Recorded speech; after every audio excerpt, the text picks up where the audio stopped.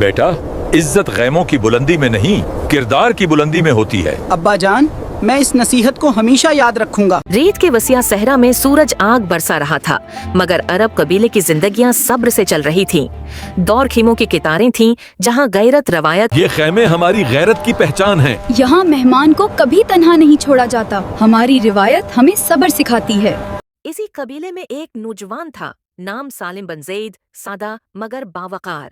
सालिम के वालिद कहा करते थे, बेटा, इज्जत गैमों की बुलंदी में नहीं, किरदार की बुलंदी में होती है। अब्बा जान, मैं इस नसीहत को हमेशा याद रखूंगा। सालिम कम बोलता था, अमल खुद बोलता है। खामोशी में भी वकार होता है बेटा। एक दिन अचानक रेत का तूफान उठा। रेत का तूफान आ रहा है, सब खैमों के करीब रहें, रास्ते मिट रहे हैं। इसी तूफान में एक जख्मी मुसाफिर खीमों की तरफ लड़खड़ाता आया। क्या कोई है?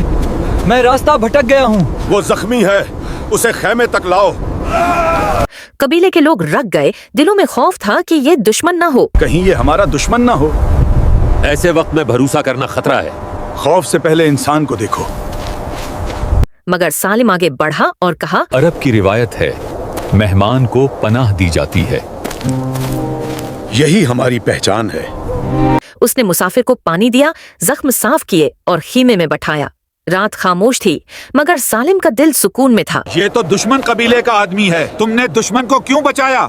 मैंने इंसान को देखा, दुश्मनी बाद में आई। मैंने दुश्मन नहीं, इंसान को देखा था। तुमने दुश्मन को क्यों बचाया? सालिम ने जवाब दिया, मैंने दुश्मन नहीं, इंसान को देखा था। वक्त गुजरा, मुसाफिर सेहतमंद होकर रवाना हो गया। महीनों बाद दोनों कबीलों में जंग की आग भड़क उठी। तलवारें निकल आईं, खीमों में बेचैनी फैल गई। अचानक एक वफ्द आया, आगे वही मुसाफिर था। उसने सबके सामने कहा, उसने दुश्मनी नहीं, इंसानियत देखी। जिस कबीले में ऐसा इंसान हो, उससे जंग जुल्म है। तलवारें नीचे हुए और नफरत ने दम तोड़ दिया। उस दिन खून नहीं, हिकमत जीत गई। सालिम का नाम इज्जत से लिया जाने लगा।